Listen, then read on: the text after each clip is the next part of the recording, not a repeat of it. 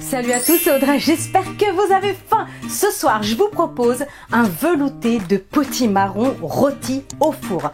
C'est très simple à faire, il n'y a pas beaucoup d'ingrédients et je pense que vous pourrez présenter ça, en effet, sur votre table pour Halloween, ça le fait. Vous n'êtes pas obligé de préparer des choses horrifiques, après chacun ses goûts, mais moi cette année j'ai envie de faire quelque chose de plus sobre, mais quand même de très coloré et dans le thème pour le coup automnal. Je pense que vous allez adorer, vos convives vont adorer, c'est superbe. Allez, vous êtes prêts? Toutes les étapes en vidéo, c'est parti! Pour cette recette, on aura besoin d'un potimarron, de carottes, du céleri branche, du sel, du poivre, de l'huile d'olive, un petit peu de coriandre juste ici, une échalote, 3 belles gousses d'ail, un bouillon de légumes déshydratés, de la crème fraîche épaisse, du bacon et je crois que je ne l'ai pas dit, il faudra ici du sirop d'érable que vous pouvez remplacer par du miel si vous le souhaitez. Les proportions exactes sont juste là sous cette vidéo. Allez, c'est parti pour cette recette. C'est parti. Ce que j'ai fait, c'est que j'ai bien lavé le potimarron et je l'ai même carrément brossé sous l'eau pour enlever vraiment tous les résidus de terre. Vous allez voir, c'est très simple. L'avantage du potimarron, c'est que sa peau est très fine. Vous pouvez donc la cuisiner, la consommer sans problème. Cependant, vous pouvez l'éplucher si vous le souhaitez, aucun souci. Donc moi je vais garder la peau du potimarron. Alors c'est un peu difficile à couper, hein, c'est comme la courge butternut. C'est vraiment à s'arracher les cheveux, ce genre de truc, et même avec un bon couteau c'est pas forcément évident. Je vais commencer par quoi? Est-ce que je peux déjà retirer cette partie? Voilà, ça sera plutôt cool et plus facile. Voilà, au moins on a quelque chose de plus stable. Je vais voir si je peux le couper en deux. Ouais, impec. Donc prenez un bon couteau. Oh la vache, c'est chaud quand même, hein. On y va, on va retirer les graines avec une cuillère, tout simplement. Vous allez venir creuser.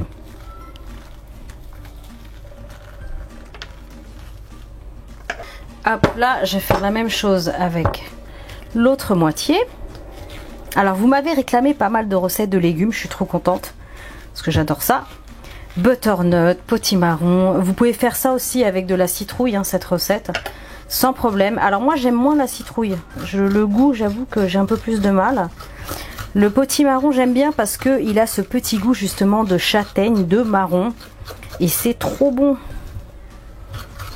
Alors je vous l'ai pas dit, mais en plus le mien il est bio, donc ça aurait été vraiment dommage pour le coup de retirer la peau. Si le vôtre n'est pas bio, éventuellement, voilà, vous pouvez l'éplucher. Pendant ce temps-là, mon four est en train de préchauffer à 180 degrés parce que je vais les faire rôtir au four dans l'huile d'olive. Ça va être magnifique, ça va donner plein de goût à notre velouté. Vous allez voir, ça va être vraiment fameux. Donc maintenant que j'ai retiré l'intérieur de la cavité, évidemment, ça va être beaucoup plus simple. Le plus dur, c'est de la couper en deux, hein. Allez, on y va.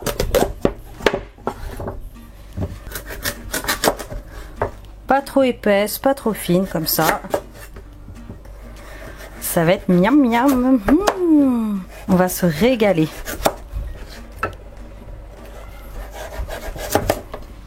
Voilà, vous faites des tranches comme ça et on va les étaler sur une plaque ou dans un plat, un grand plat à gratin, ça fonctionne.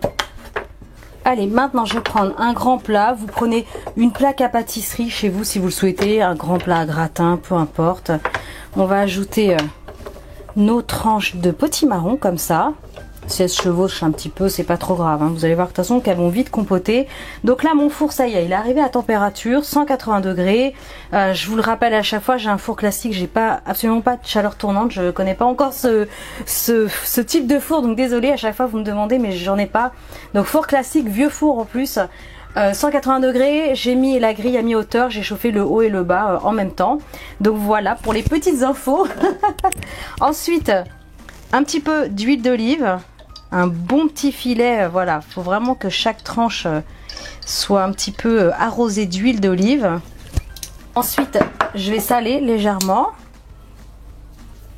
Je m'occupe de l'ail. Alors l'ail, on va faire ce qu'on appelle une cuisson ail en chemise, c'est-à-dire que je ne vais pas l'éplucher, je vais le laisser comme ça dans sa petite peau. Et je vais le placer tout simplement, voilà, à des endroits très stratégiques. N'importe où en fait, hein, je vous rassure. Celui-ci il est vraiment très très gros et ça va faire un ail, vous allez voir, très confit. Et une fois que tout sera cuit, je vais retirer sa petite peau et à l'intérieur vous verrez ça va être confit, compoté et ça va vraiment avoir une saveur d'ail rôti. Ça va être fameux. Allez, c'est parti! Pendant que nos tranches de potimarron sont en train de dorer au four, je vais m'occuper des carottes, de l'oignon, du céleri. On y va. Donc là, dans un premier temps, je vais venir éplucher les carottes. On retire les extrémités. Et ce que je vais faire, je vais les tailler en rondelles. Alors, pas trop épaisses parce que à la cuisson, ça se gère toujours mieux quand c'est plus fin. Et si vous pouvez, vraiment faites vos tranches de carottes plus ou moins de la même épaisseur pour avoir une cuisson uniforme. Alors ce que je fais ensuite, je vais juste couper le pied là un peu abîmé. Donc là je l'ai bien lavé sous l'eau claire avec les feuilles. Alors des fois il y en a qui sont très filandreux, des branches de céleri comme ça. Donc si c'est le cas, tout simplement vous pincez avec votre pouce et le couteau et vous tirez les fils. Mais là je suis tombée sur une botte qui était vraiment pas du tout filandreuse, il n'y a vraiment rien. Mais des fois, c'est franchement vérifié parce que quand ça fait des gros morceaux, c'est pas terrible. Bon, bref. Donc ensuite, je vais le couper dans la longueur. Et je vais venir faire des petits morceaux. Donc là, j'utilise les feuilles. Franchement, les jetez pas. En plus de faire une belle décoration, ça a autant de saveur que le reste de la branche. Hein. Je continue avec l'échalote. Je vais la tailler finement en faisant des bandes dans un premier sens et après je coupe dans l'autre sens. Alors ensuite j'ai pris une grande sauteuse, sur un feu vif je vais ajouter un bon filet d'huile d'olive. Allez, je vais ajouter ensuite l'échalote, je vais la faire revenir tranquillement 20 secondes histoire que vraiment les parfums se dégagent et ensuite j'ajouterai les légumes. Impeccable, au bout de 20 secondes là ça a bien doré, je vais ajouter tous les légumes, le céleri, les carottes, les feuilles de céleri.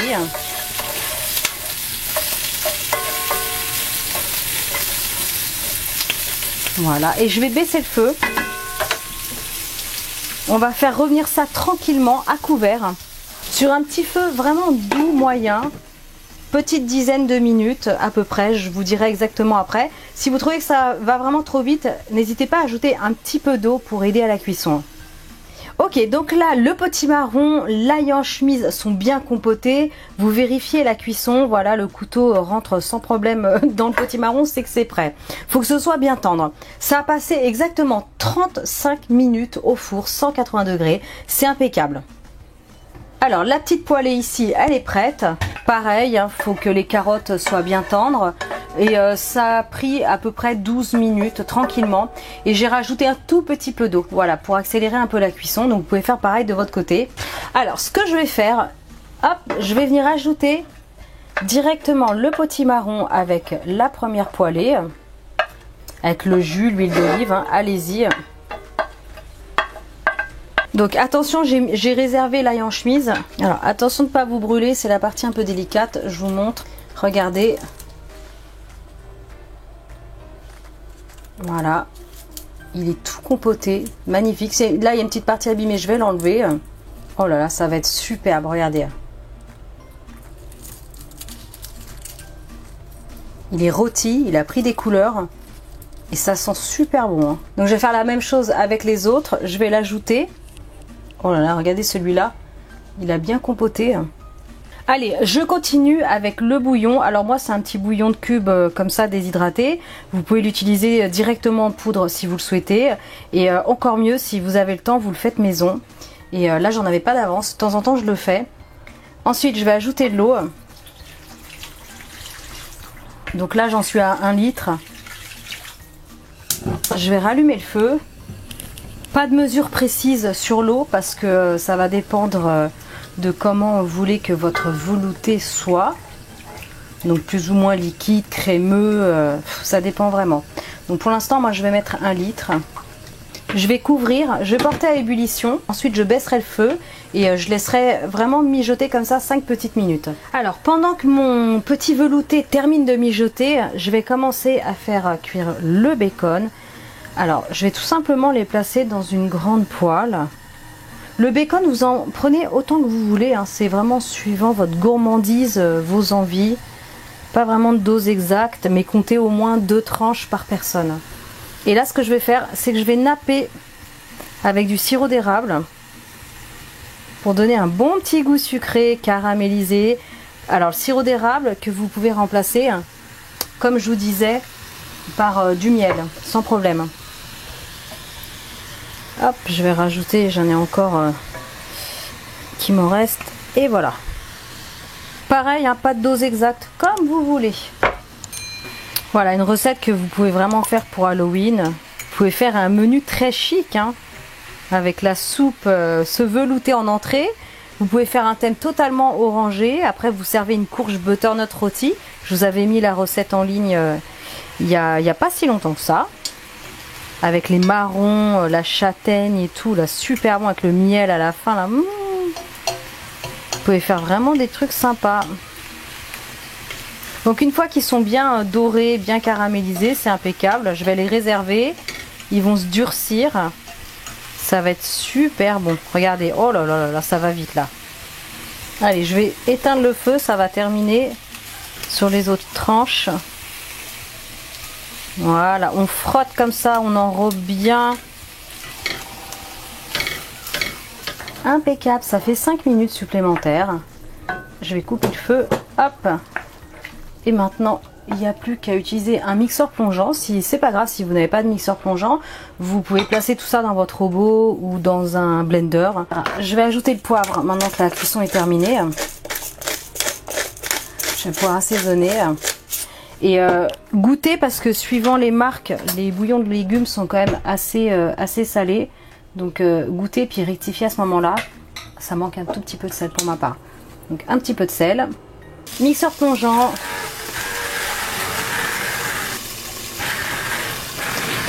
Ok, impeccable. J'ai transféré parce que c'était beaucoup plus pratique pour moi de terminer dans un grand saladier. Ce que je vais faire, hop, regardez, oh là là, c'est super onctueux. Impec. Écoutez, je dresse un joli bol et je vous montre avec le bacon, l'érable, la coriandre, la crème et tout ça. Je vais dresser un joli bol, une belle assiette. Oh, cette texture de rêve. Impec. Pour servir de la coriandre. Par contre, là, la crème, ça a vraiment son importance. Il faut qu'elle soit épaisse. Parce que c'est vraiment pour présenter en posant dessus comme ça. Donc là, elle va du coup se maintenir. Si vous mettez de la crème liquide, ça tiendra moins. Donc voilà, vous mettez vraiment une belle petite touche là comme ça, bien gourmande. Un petit rappel, si vous aimez de poivre, sur le dessus comme ça. Le bacon grillé, vous l'ajoutez comme vous voulez. Si vous aimez vraiment ce côté sucré salé, rien ne vous empêche d'ajouter un petit filet de sirop d'érable comme ça sur le dessus. Moi j'adore ça. Voilà, un velouté ultra gourmand, très très simple à faire, vous allez adorer. Dégustation quand même. Miam miam. Dégustation, j'ai tellement faim. J'ai trop faim, il est encore midi passé. Oh là, allez, un petit peu de crème veloutée. Oh là là. C'est super léger avec un... Oh, le sirop d'érable là. Allez, un peu de coriandre. Oh là là, c'est magnifique. C'est magnifique. Miam miam miam. Écoutez, je vais vous laisser. Je vais quand même manger mon bacon à l'érable. Oh là là. Explosion de saveur en bouche. C'est une explosion de saveur en bouche, mais vous allez adorer la douceur du potiron, ce petit goût de châtaigne avec la douceur de la crème, le sucré de l'érable et puis alors ce petit rappel de coriandre magnifique sur le dessus. Miam miam. Moi je me régale. Écoutez, je vous laisse. Oh, tellement de réconfort.